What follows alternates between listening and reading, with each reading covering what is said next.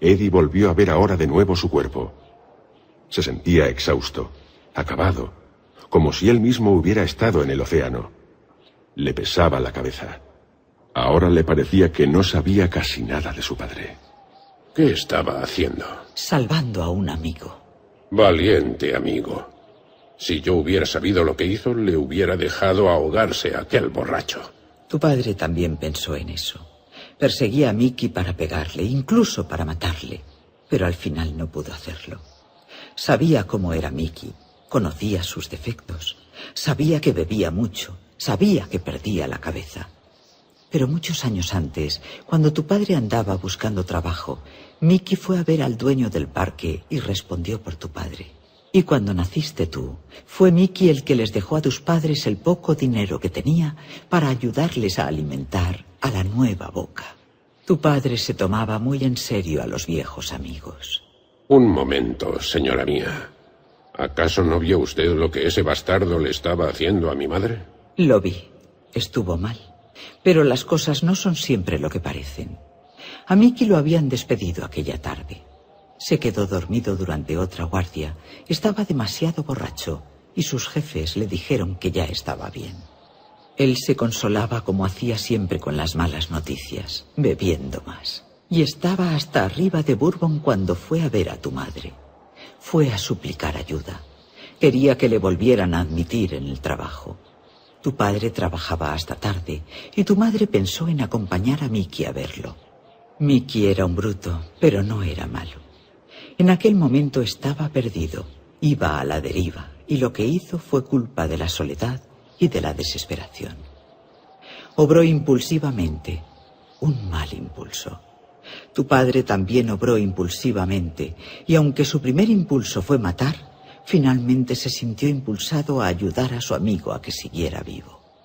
Ruby cruzó las manos encima del extremo de la sombrilla. Así fue como se puso enfermo. Quedó allí tumbado en la arena durante horas, empapado y exhausto, antes de tener fuerzas para volver a casa. Tu padre ya no era joven, tenía más de 50 años. 56. 56. Su cuerpo ya no era fuerte. El océano le volvió más vulnerable. La neumonía hizo presa en él, y cuando le llegó su hora, murió. Por culpa de Mickey. No. Debido a su lealtad. La gente no muere por lealtad. No. Y la religión, y el gobierno. ¿No les guardamos lealtad, a veces hasta la muerte? Mejor aún es ser leales unos con otros. Después de eso, los dos se quedaron en el nevado valle de la montaña durante mucho tiempo. Al menos a Eddie le pareció mucho tiempo. Ya no estaba seguro de cómo tomarse las cosas. ¿Qué le pasó a Mickey Shee? Murió, solo, unos cuantos años después. La bebida lo llevó a la tumba. Nunca se perdonó lo que había pasado. Pero mi padre nunca dijo nada. Nunca habló de aquella noche ni a tu madre ni a nadie. Estaba avergonzado por ella, por Mickey y por sí mismo. En el hospital dejó de hablar por completo. El silencio era su manera de huir, pero el silencio raramente constituye un refugio. Sus pensamientos le seguían atormentando. Una noche empezó a respirar más débilmente. Se le cerraron los ojos y ya no pudo despertar. Los médicos dijeron que había entrado en coma.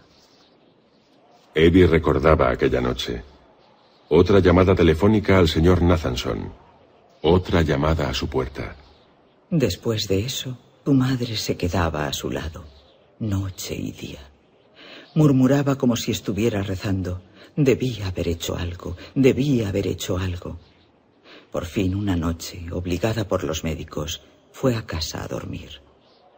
A primera hora de la mañana siguiente, una enfermera encontró a tu padre caído sobre el alféizar de la ventana. Espere, ¿la ventana? Sí.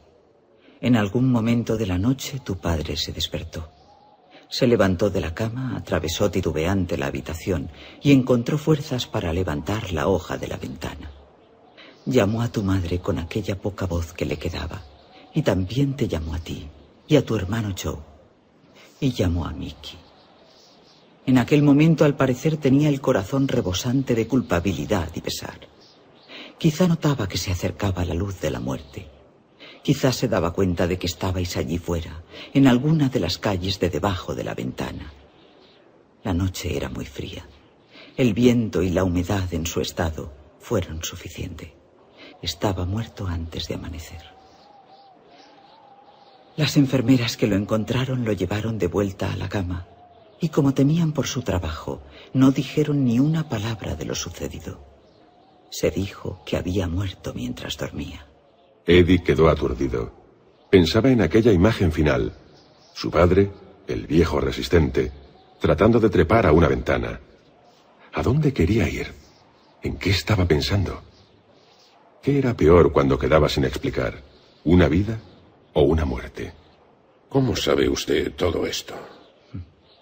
Tu padre no tenía dinero para una habitación individual en el hospital. Y lo mismo le pasaba al hombre del otro lado de la cortina. Emil, mi marido. Eddie alzó la vista. Echó la cabeza atrás como si acabara de resolver un rompecabezas. Entonces usted vio a mi padre. Sí. Y a mi madre. La oía murmurar aquellas noches tan solitarias. Nunca hablamos, pero después de la muerte de tu padre, le pregunté por su familia.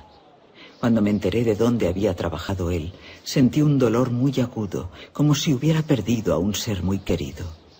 El parque que llevaba mi nombre. Noté su condenada sombra y volví a desear que nunca lo hubieran construido. Ese deseo me siguió al cielo, incluso mientras te esperaba. Eddie parecía confuso. ¿El restaurante? Señaló la mota de luz de las montañas. Está ahí porque yo quería volver a mi juventud. Una vida sencilla pero segura. Y quería que todos los que alguna vez hubieran sufrido en el Ruby Pier, por accidentes, incendios, peleas, resbalones, caídas, estuvieran sanos y salvos. Quería que todos estuvieran como yo quería que estuviese mi Emil. Calientes, bien alimentados, en un sitio agradable, lejos del mar. Ruby se puso de pie y Eddie la imitó. No podía dejar de pensar en la muerte de su padre. Le odiaba. La anciana asintió con la cabeza. Fue un demonio conmigo cuando yo era niño. Y cuando me hice mayor fue peor. Ruby avanzó hacia él. Edward. Era la primera vez que le llamaba por su nombre. Préstame atención.